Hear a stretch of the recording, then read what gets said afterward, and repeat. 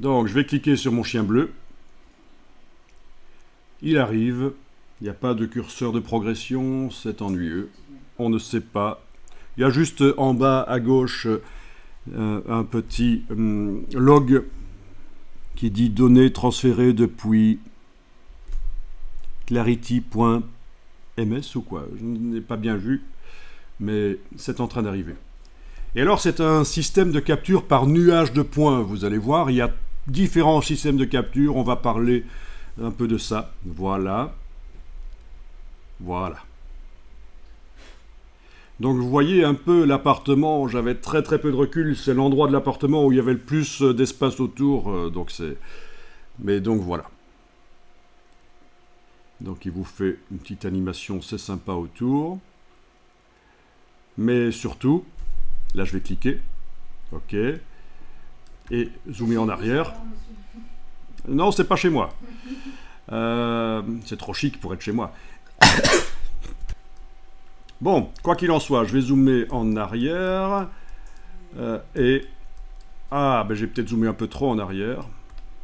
Voilà, avec le bouton de la souris que j'enfonce, je vais pouvoir recentrer un peu parce que c'était un peu foireux. Voilà, donc je peux tourner avec la souris, le bouton gauche, je peux tourner autour. Vous voyez. En principe, je peux aller en bas aussi, mais j'ai peut-être pas assez zoomé. Voilà. Voilà, je peux aller en bas aussi. Donc pour montrer un objet que vous auriez fait ou acheté, vous voulez le montrer à un client, pourquoi pas, ça peut être une solution, capturer, il va pouvoir tourner autour, ou quelque chose que vous vendez, vous faites du e-commerce, plutôt que de montrer une bête photo, vous pouvez capturer, sauf que ça prend quand même pas énormément de temps pour capturer, c'est 2-3 minutes, parce qu'il faut tourner autour et suivre les instructions, mais après, il y a 30 minutes de calcul chez Luma AI pour vous produire le fichier utilisable. Donc très intéressant. Vous remarquez qu'il y a des artefacts. Attendez, même quand je tourne autour, est-ce qu'on voit des artefacts? Non, c'est quand je zoome trop en arrière qu'il y a comme les murs. Si, il y a quand même des flous qui sont là. Ok. Le reste de l'appartement est visible un peu. Donc c'est vraiment des conditions de capture pourries, ceci. Pas assez de recul. J'ai dû me contorsionner pour arriver à faire tourner mon iPad autour de la bestiole. Quoi qu'il en soit, quand je suis donc sur ici le chien, j'ai la possibilité de télécharger. Bon, déjà, il y a la possibilité de le partager avec quelqu'un. Pour que votre client éventuellement puisse le voir, vous avez la définition d'image, le links, la possibilité d'intégrer dans un site web avec le système de la balise iframe. Voilà. Donc ça peut être partagé avec des gens qui n'ont même pas Luma AI qui est installé. Mais ce qui m'intéresse ici, c'est ceci. Pour pouvoir télécharger. Et vous voyez les téléchargements. On peut télécharger de différentes manières, dont le GLTF, qui est un format 3D qu'on a déjà utilisé, qui en un seul fichier intègre la mèche, donc le grillage, le volume 3D, et la texture. Voilà. Alors, la technologie qui a été utilisée ici, pour capturer, c'est le Gaussian Splat. Voilà. C'est une technique, le Gaussian Splat, une technique nouvelle. Depuis quelques années, il y a ce qu'on appelle la photogrammétrie. C'est faire capturer une scène sur base d'une série de photos ou d'une vidéo. Mais, et je ne vais pas m'étendre là-dessus maintenant parce qu'on va analyser ça un peu plus loin, mais ça ne permet pas de faire des objets 3D importables dans les logiciels.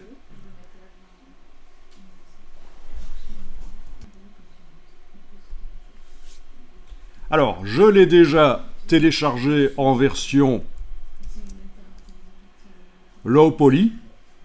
Tiens, je vais faire une exportation high poly ici.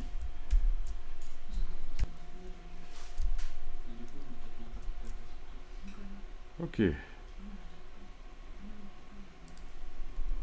Je vais indiquer ici qu'il s'agit de la version iPoly. Donc beaucoup de polygones, beaucoup de détails donc. Et forcément, ça risque de prendre un peu plus de temps pour le télécharger. Alors, je vous montre dans Dimension, j'ai importé le modèle qui m'a créé, le GL.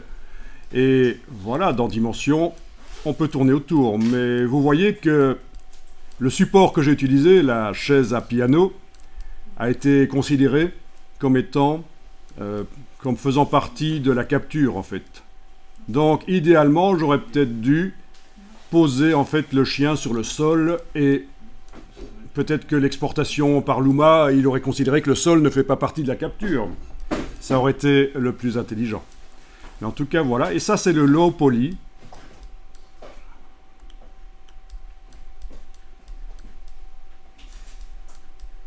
Bien. Alors, voyons s'il m'a exporté la version iPoly. On va voir. Je vais aller importer ça. Fichier importé. Modèle 3D, iPoly, le voilà. Bien. Alors, ça dit quoi? Au niveau de la taille, ben, j'ai pas les tailles qui sont indiquées ici. Ah si, ok. Ben, le low poly faisait 13,5 mégaoctets et le iPoly 57. Voilà, 58.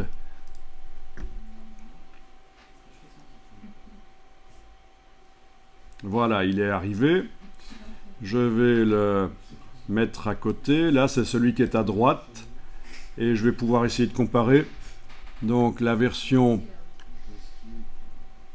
low poly. Je vais surtout m'intéresser peut-être à l'œil, on va voir, et l'oreille, là, voilà. On voit peut-être que au niveau des pixels, c'est pas encore génial, mais dites-vous bien que ça va s'améliorer.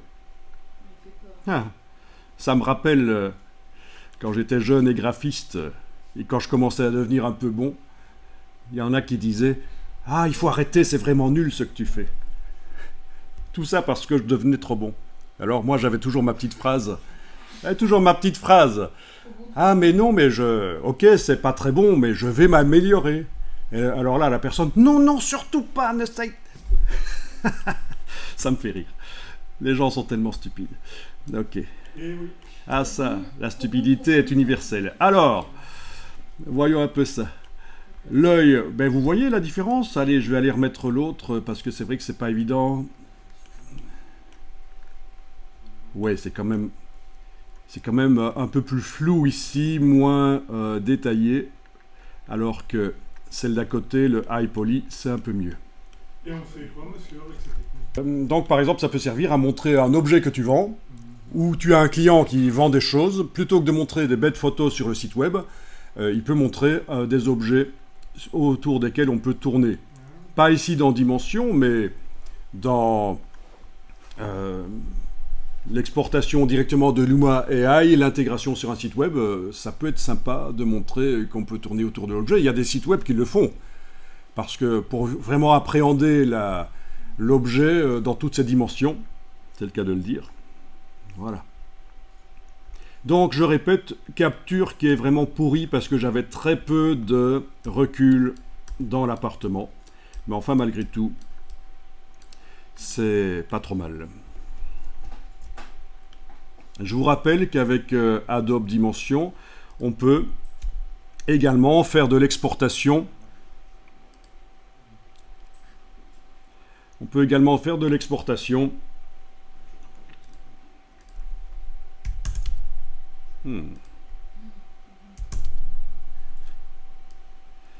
de scènes. Là, j'ai juste mis... J'aurais peut-être dû mettre un sac en papier, mais ils sont minuscules, je dois les agrandir, parce qu'en fait, le chien n'est pas arrivé à sa bonne dimension. Quelle hauteur est-ce qu'il a, d'ailleurs, le chien? 274 de hauteur.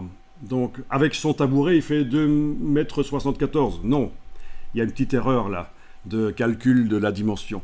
Donc, vous voyez, c'est pour ça que quand j'amène un objet 3D dans Dimension, ici, il est trop petit. Mais en fait, non, c'est le chien qui est trop grand. Ben oui, je vais réduire le chien plutôt. Ok, donc supposons que j'ai mesuré le chien et que sa hauteur c'est 64 cm. Voilà, je mets 64 cm ici, touche tabulation. Et voilà, il est là. Et maintenant, il est par rapport au sachet à dimension normale.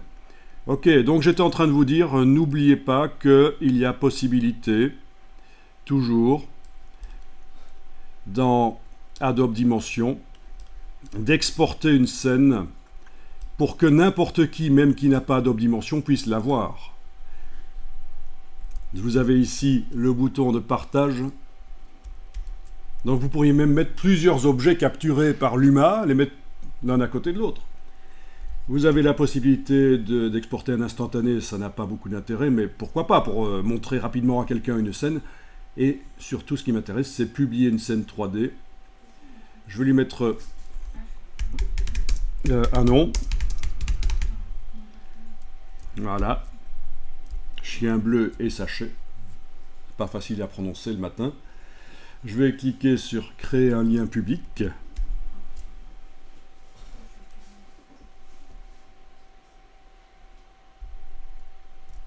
Et là, ça peut prendre un peu de temps. Ah oui, l'idéal, ce serait de mettre un sol. On met parfois même un sol courbé. Vous voyez, comme dans les studios photo. Sauf que c'est un sol fait en 3D. Vous voyez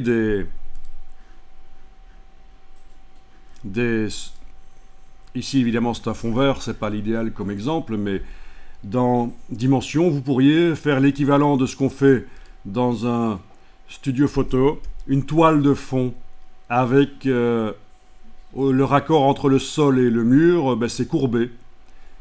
Ça peut être intéressant de faire ça dans Dimension, mais donc c'est tout ça pour vous dire que ce que je suis en train d'exporter là pourrait être amélioré, bien sûr.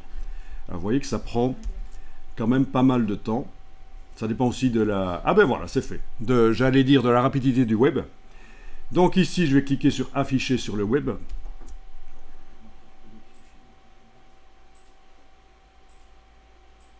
Donc, je suis sur cette adresse-là, assets.adobe.com, avec une URL spécialement rien que pour mon objet. Bien sûr, je pourrais fournir au client une URL simplifiée. Clic gauche de la souris, voilà. Ah, il est un peu bas dans la page. Par contre. Comment faire pour le remonter?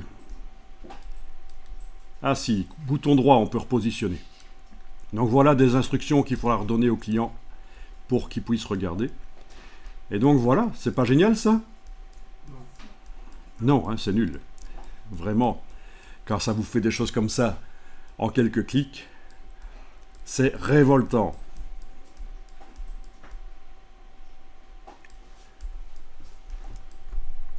J'aurais pu dans Dimension travailler les éclairages, aller mettre un éclairage 3 points, le modifier, modifier sa force, etc. Donc ça aurait été mieux. Enfin, tout peut être amélioré ici, mais voilà. Oui, avec des ombres, c'est sympa aussi.